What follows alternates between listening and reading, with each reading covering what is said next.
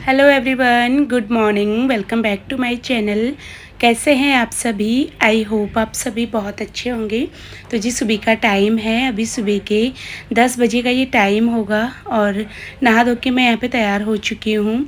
बाहर दिन बहुत अच्छे से धूप निकल चुकी है। दिन तो आजकल बहुत जल्दी निकल जाता है गर्मियों के टाइम पे। धूप बहुत तेज़ की निकली हुई है। अभी नहा के आई हूँ और फिर से ना पसीना होना शुरू हो गया है। खैर जी चलिए, यहाँ पे नहा धो के मैंने आज अपने बाल भी धुले हुए थे। गर्मी जब ज़्यादा होती है ना तो आपको एक एक दिन छोड़ के भी बाल धुलने पड़ते हैं, नहीं तो पसीने की वजह से ना स्कैल्प बहुत जल्दी गंदी होती है। फिर उसकी वजह से हेयर फॉल का प्रॉब्लम बहुत ज़्यादा बढ़ जाता है। काफ़ी लोग पूछते हैं ना कि दीदी आप कितने दिनों में हेयर वॉश करते हैं, क्या लगाते हैं अपने बालों पे। तो गर्मियों के टाइम पे एक एक दिन छोड़ के बाल धुल लेने चाहिए, ख़ास करके एक हाउसवाइफ को, क्योंकि दिन भर किचन में हम लोग रहते हैं, बहुत ज़्यादा पसीना होता है, जिसकी वजह से फिर ना गर्मी की वजह से हेयर फॉल होना शुरू हो जाता है, स्कैल्प में आपकी इचिंग होने लगती है। तो मैं एक एक दिन छोड़ के बाल धुल लेती हूँ और जब बाल धुल के नहाओ ना तो अच्छा लगता है। यहाँ पे मैंने अपने गीले गीले बालों में सीरम अप्लाई कर लिया है और अब मैं आई थी नाश्ता करने। तो मैंने अपने लिए खाना लगाया। फिर मुझे याद आया यार मुझे मंदिर में हाथ भी जोड़ने थे। जैसे आदत है ना सुबह सुबह दिया बाती करने की। अभी मायके में हूँ तो भाभी सुबह सुबह दिया बाती करके ऑफिस चली जाती हैं, तो मेरे माइंड से एकदम स्किप हो गया। मैं किचन में आई, अपने लिए खाना लगाया, फिर मुझे याद आया यार मुझे दिया बाती करनी है। मतलब दिया बाती हो जाती है, बस मंदिर में मैं हाथ जोड़ लेती हूँ, क्योंकि हैबिट है ना सुबह दिया बाती करने की। तो जब तक मंदिर में हाथ ना जोड़ो तो अच्छा नहीं लगता मुझे। तो मंदिर में गई, मैंने दिया बाती थोड़ा सा मतलब एक धूप में जला के रख देती हूँ। उसके बाद मैंने यहाँ पे अपने लिए नाश्ते की थाली लगा ली थी। नाश्ते में आलू बैंगन की सब्ज़ी थी, साथ में दही और मम्मी के हाथ की फ्रेश सी चटनी। मम्मी ने यहाँ पे आम की चटनी बनाई थी जो कि बहुत ज़्यादा टेस्टी बनी हुई थी। मेरी मम्मी ना चटनी बहुत ज़्यादा टेस्टी बनाती है, चाहे मैं कितना भी बनाऊँ ना, पर मम्मी के हाथ की चटनी का अलग ही टेस्ट होता है। खैर यहाँ पे मेरा नाश्ता भी हो चुका है कंप्लीट। कपड़े वॉश करके मम्मी ने रखे हुए थे, तो कपड़ों को सुखाना था। मैंने कहा चल मैं सुखा के आ जाऊँगी। बालों में मैंने कंघी करी। यहाँ पे मेरी मतलब मम्मी ने या किसी ने चाय बनाई हुई थी, तो आराम से बैठ के पहले मैं चाय पी लूँगी। कितनी भी गर्मी हो, नाश्ते के बाद ना एक चाय की हैबिट है, तो एक चाय पीना अच्छा लगता है। तो ये कपड़ों की बाल्टी भरी हुई है, मशीन छत पे रहती है, तो कपड़े आजकल इतने गंदे होते नहीं हैं, हाथ से ही हम कपड़ों को धुल लेते हैं। जिसने नहाया उसी ने नीचे ही धो लिए, सुखाने के लिए ऊपर ही आना पड़ता है। मौसम इस टाइप का है ना कि धूप भी नहीं निकली हुई है, पर गर्मी बहुत ज़्यादा हो रही है। जब इस टाइप का मौसम होता है ना, धूप भी ना निकले और मतलब छाया सी हो, और ऐसे में उमस बहुत ज़्यादा होती है, ना तो हवा चलती है और ना ही धूप ही तेज़ निकलती है। इतनी तेज़ की गर्मी थी ना छत पे। फटाफट मैंने कपड़े सुखाए और सीधा मैं आ गई नीचे। कपड़ों को ड्राई करने की भी ज़रूरत आजकल नहीं होती, क्योंकि इतनी तेज़ की गर्मी है कि कपड़े आराम से सूख जाते हैं बिना ड्राई करे हुए भी। तो यहाँ पे कपड़े वगैरह सुखा के मैं नीचे आई। आज मम्मी से हमने फरमाइश करी थी कि आज ना मम्मी राजमा राइस बनाएगी, तो मम्मी ने राजमा राइस बना के बिल्कुल तैयार करे हुए थे और मुझे उसने बोला कि खाना लगा दे सबके लिए, क्योंकि एकदम से खाना बना के ना फिर बहुत तेज़ की गर्मी लगती है। तो मैंने कहा तो थोड़ी देर बैठ जा, या फिर वो किसी काम में ही लगी होगी, कुछ ना कुछ काम उसके होते ही रहते हैं। तो मैंने कहा मैं सबके लिए यहाँ पे तब तक खाना लगा देती हूँ। पहले बच्चों को खिला देते हैं हम लोग, फिर हम लोग अपना आराम से बैठ के खाते हैं। तो सारे बच्चों की यहाँ पे मैं प्लेट्स लगा लूँगी खाने की। राजमा राइस तो सबको ही बहुत ज़्यादा पसंद होता है और मम्मी के हाथ की राजमा तो बहुत अच्छी लगती है। तो यहाँ पे राजमा राइस साथ में चटनी, ये हमारा आज का लंच होगा। और मेरे को तो प्याज ना, कच्चा प्याज खाना बहुत पसंद है सैलेड में, तो मैं अपने लिए प्याज भी कट करूँगी। खैर पहले यहाँ पे सारे बच्चों की प्लेट मैंने लगा दी है। और मेरा एक वीडियो गया था ना 1-2 दिन पहले, जिसमें कि मैंने बोला, शायद मैंने बोला था कि मैं नोएडा में, मेरा मायका नोएडा में है, तो हम मार्केट जा रहे थे। मेरे दिमाग से ना एकदम स्किप हुआ, तो मैं ना दिल्ली की गर्मी बोल रही थी। अगर हम कहीं बाहर रहते हैं तो हम ना, चाहे दिल्ली नोएडा या फिर जो भी है, तो हमारे दिमाग से ना एकदम से दिल्ली ही निकलता है। तो मैंने बोला दिल्ली में ना बहुत गर्मी है, तो वो कमेंट आया था कि बोल आप मायका रही हो नोएडा और बोल रही हो दिल्ली में बहुत गर्मी है। तो बाय मिस्टेक कभी कुछ मतलब हो जाता है ऐसा। हर चीज़ को ना आप लोग समझते हैं, आपको पता है कि मायका कहाँ है, मैंने कई बार बताया है। तो हर चीज़ में इस तरीके का कमेंट करना ज़रूरी नहीं होता। उन्होंने ना हंस के बोला था कि बोल कुछ रही हो और मतलब बता कुछ रही हो, तो वो बाय मिस्टेक मेरे मुँह से निकल गया। खैर चलिए जी, यहाँ पे मैंने पापा की भी प्लेट लगा दी है खाने की। पापा तो रोटी ही खाते हैं, पापा ने अपनी रोटी मैंने दे दी उनको, साथ में उनके लिए भी राजमा और सैलड वगैरह होता है। अब यहाँ पे हम लोग अपना लंच एंजॉय करेंगे।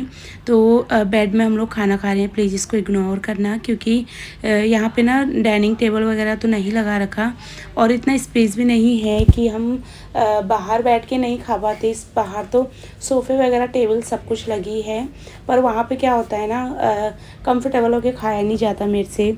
नीचे बैठने के लिए वहाँ पे इतना स्पेस है नहीं, और ऊपर चेयर सोफ़े में बैठ के मुझे खाने में अच्छा नहीं लगता। तो अंदर मम्मी वाले रूम में हम लोग खा लेते हैं।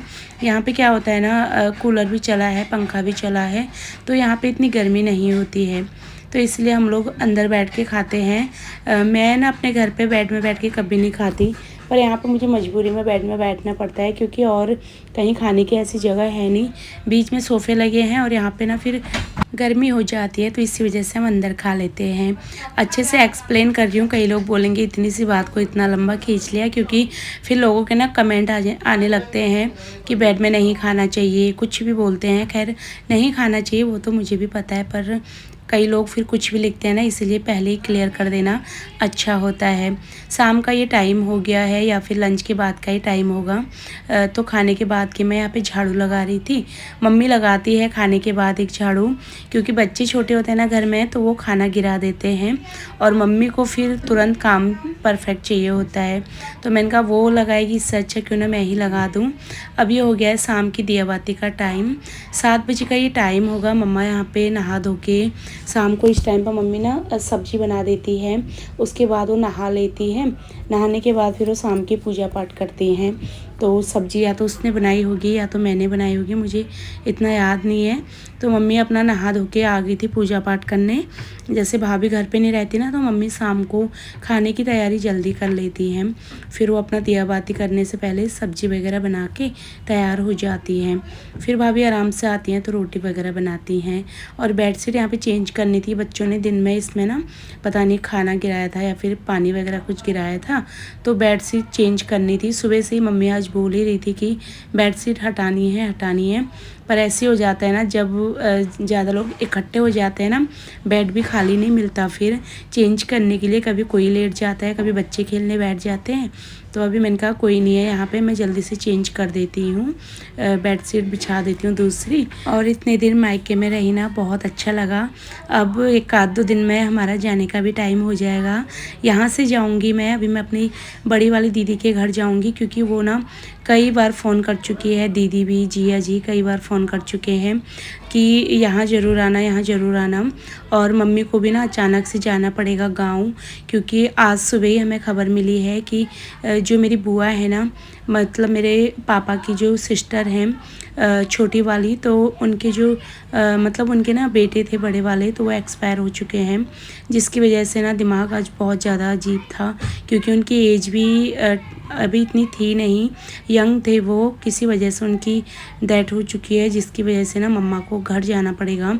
तो मम्मी को जाना है गांव, तो इसी वजह से फिर मम्मी घर पे नहीं है और भाभी भी ऑफिस जाती हैं, तो इसलिए मुझे यहाँ पे फिर अकेला अच्छा नहीं लगता।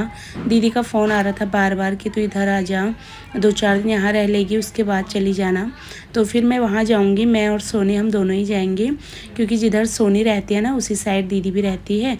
तो मैं और सोनी यहाँ से एक ही साथ चले जाएंगे, 2-4 दिन वहाँ पे रहूँगी, उसके बाद मैं देहरादून चली जाऊँगी। अभी बच्चों के स्कूल खुलने का भी टाइम था।